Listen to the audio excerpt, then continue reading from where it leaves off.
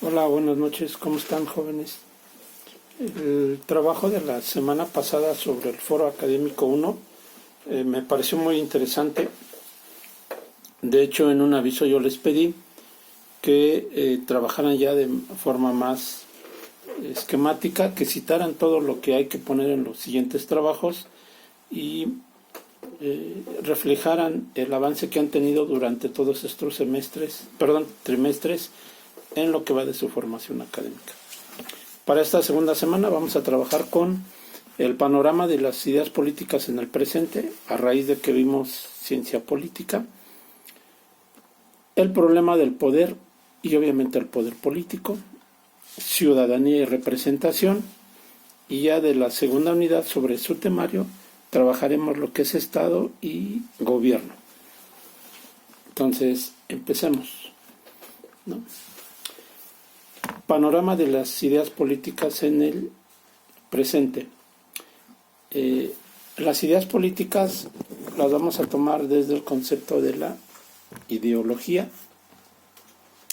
y el concepto de ideología en tiempos modernos nos lleva a pensar sobre los medios de comunicación y su relación con las ciencias sociales. Recuerden que los tiempos modernos están dictaminando la nueva forma de entender o comprender la conducta de las sociedades. Típicamente se refiere a las ideas rígidas, falseadas o partidistas de otros, ¿no? La ideología se va imponiendo sobre otros. Ideología política, ideología administrativa, ideología de cualquier tipo, ¿no? En donde pareciera que la ideología es un juego en donde uno tiene la verdad y el otro la asume como tal, ¿no? Eso es complicado porque no necesariamente todos tenemos esta lógica de verdad.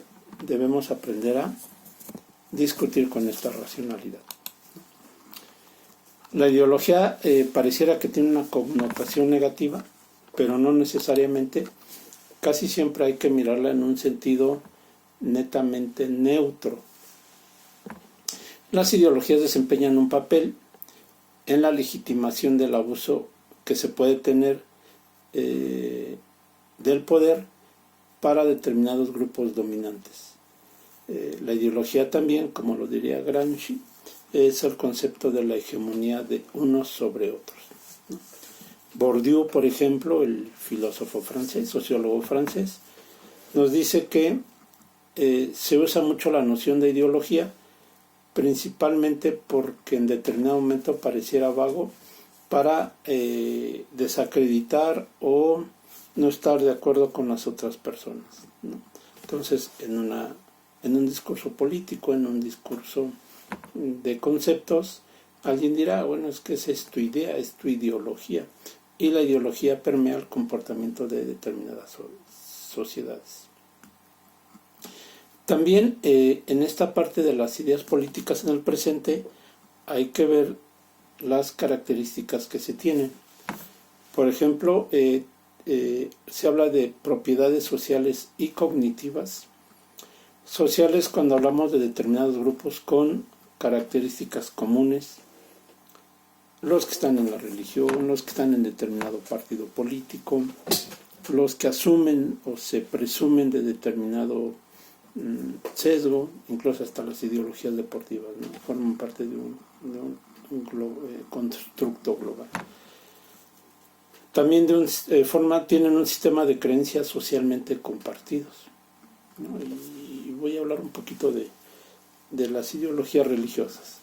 No es lo mismo una ideología católica con respecto a la forma de pensamiento de los miembros del catolicismo con los adventistas del séptimo día o los de Jehová o los de Ranieri, por ejemplo. Cada uno tiene su propia creencia y en función de esa creencia defiendes una postura, ¿no? Y en ciencia política es muy importante esta creencia, porque de ahí nacen los partidos políticos, por ejemplo. Entonces es bien interesante ver cómo un partido como Morena debe tener una plataforma ideológica, un partido como Acción Nacional tiene otra plataforma, el PRI mismo, el PRD, y sin embargo pareciera que en este proceso político que estamos viviendo, pues las ideologías desaparecen, la plataforma que les dio vida como partido no se toma en cuenta y todos convergen a un mismo fin.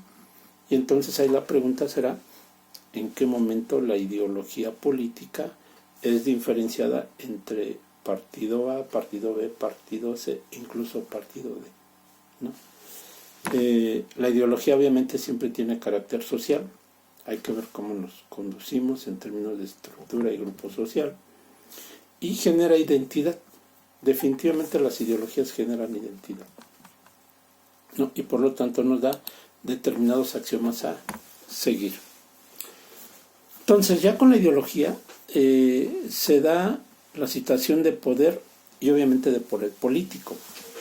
El poder lo vamos a conceptuar o lo vamos a entender como la posibilidad de imponer la propia voluntad, mi voluntad, sobre la conducta de otro. Existen diferentes modalidades del ejercicio del poder, ¿no? Mi voluntad, la voluntad del profesor Campero por encima de la de los alumnos. Ese es un ejemplo de poder, ¿no? Y está la fe, la religión, la fuerza física, la psicológica sobre lo mental, el poder del dinero o cualquier otro mecanismo que pudiera llegar a influencia en la condición humana. Bajo esta lógica, el poder político se institucionaliza con la generación y organización del Estado, esto es, a través de normas jurídicas o normas institucionales. Yo ejerzo poder Estado en función de la normatividad que me autoriza a ejercer dicho poder. El poder económico es importantísimo porque pertenece a los que tienen los medios de producción o son dueños de la industria y por lo tanto disponen de riqueza y negocian con ella, ¿no? Yo tengo el poder económico y por lo tanto puedo negociar determinadas variables. Hay un poder ideológico ejercido por quienes detentan los medios de comunicación o propagandísticos, la televisión, la radio, ahora que está en términos coyunturales las tecnologías de la información. Sabemos que en este periodo de campañas políticas, bueno, pues las redes están permeadas de ideología y de poder. Y no todo lo que dicen las redes sociales o las tecnologías de la información es cierto, pero atrás hay un poder ideológico, ¿no?, que está generando nuevos contenidos. Obviamente, y para el caso de México, como buen ejemplo, el poder político, el poder militar, ¿no? Como los militares el día de hoy tienen muchísimo poder. Y entonces el poder político es el derecho de hacer leyes que están sancionadas por la reglamentación y protección. El Estado, a través de sus funciones, empieza a generar un poder político, en donde asume o presume que va a proveer bienes públicos, ¿no? Yo te doy seguridad, yo te doy salud, pero controlo el poder político. Y entonces viene la famosa separación de poderes, ¿no?, ejecutivo, legislativo y judicial. Pero aquí lo importante es cómo se da la interrelación entre los roles que van asumiendo cada uno de estos poderes, en donde la parte política toma decisiones extremadamente fundamentales para el proceso de nuestra cotidianidad como sociedad, como constructo político. ¿Qué significa esto? Que debemos también trabajar con el concepto de ciudadanía y la representación que tienen los ciudadanos frente a terceros o por terceros, ¿no? Ciudadanía se define a partir de la pertenencia a determinada colectividad, en donde se categorizan dos clasificaciones. El sentimiento de pertenencia, que provoca simultáneamente unión y separación. Yo pertenezco a la comunidad académica, ustedes pertenecen a la comunidad académica. Y el segundo se refiere al grado de autonomía sobre el nivel de pertenencia.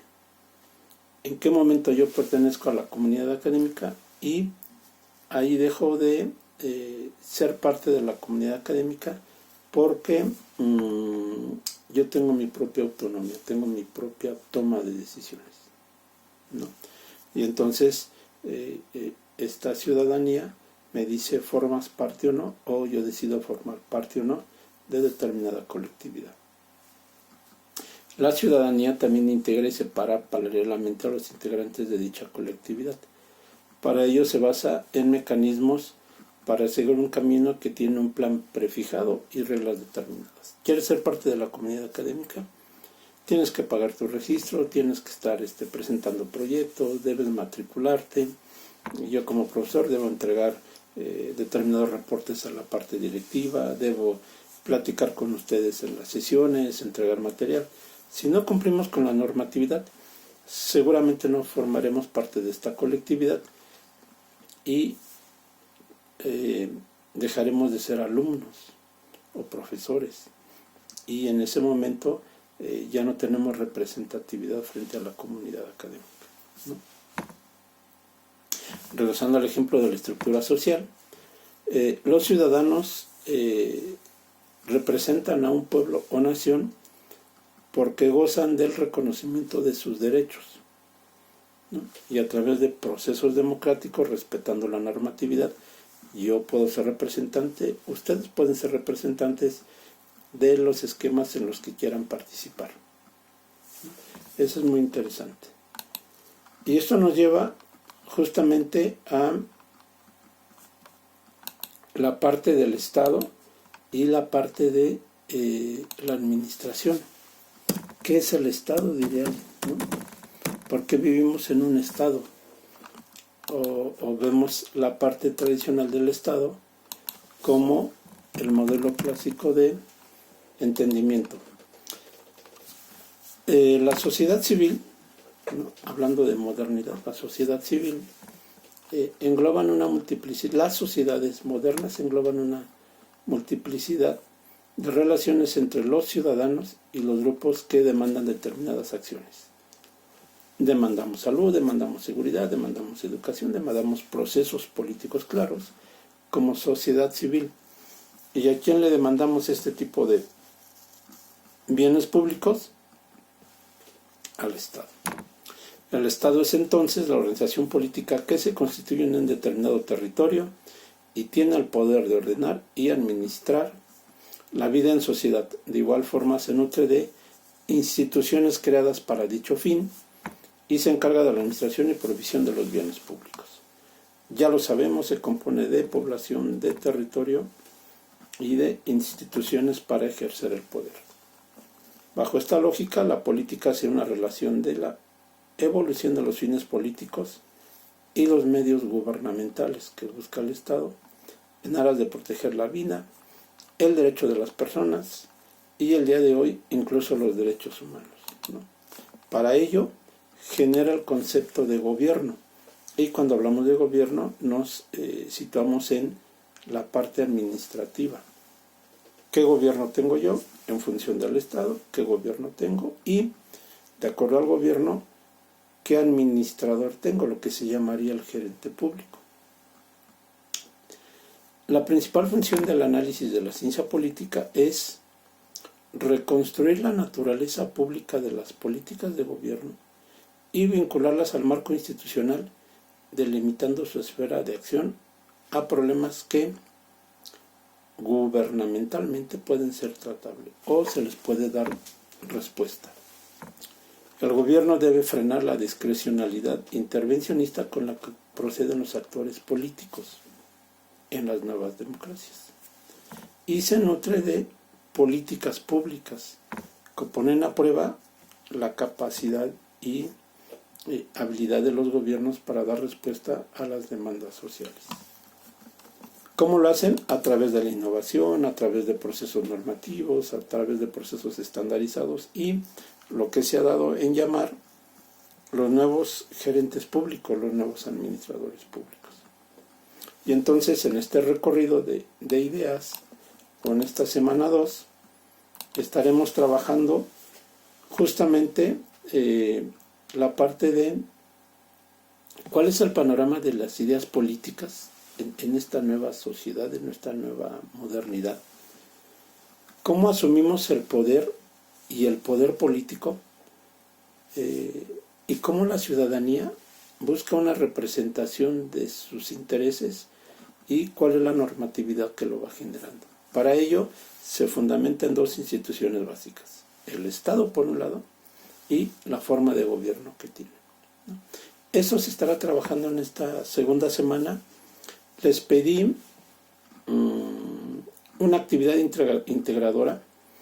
También les puse ahí un comentario sobre platiquen entre ustedes como compañeros. Me gustaría que lo hicieran a partir del año 2000 hacia acá, 2000 al 2020, y que tomaran a lo mejor un sexenio o un elemento coyuntural de la vida en México o un partido político o lo que tengan que tomar en estos 20 años de análisis. Pueden tomar 1 año, 10 años, 5 años, un sexenio completo, el que ustedes quieran, pero preferentemente que no se repita entre compañeros, ¿no? Para entonces sí yo tener el diferente análisis o análisis diferente de los estudios de caso que ustedes traigan, ¿no? Es un trabajo sencillito, máximo 5 cuartillas. Recuerden, máximo 5 cuartillas, no necesitamos 6, 7 o 10, que sea muy pequeñito, y sobre todo que se vea la lectura que ustedes hacen de las referencias bibliográficas de acuerdo al tema, que hagan una aportación más nutrida, más analítica, más de el semestre o trimestre que están cursando, ¿no? Más que copiar y analizar y pegar. Me quedaría más con ser muy críticos de su trabajo, ser muy analíticos y, lo más interesante, ser muy propositivos de lo que están poniendo en esta semana 2. Al igual que en la primera semana, les deseo mucho éxito en sus actividades integradoras y que nos vaya bien.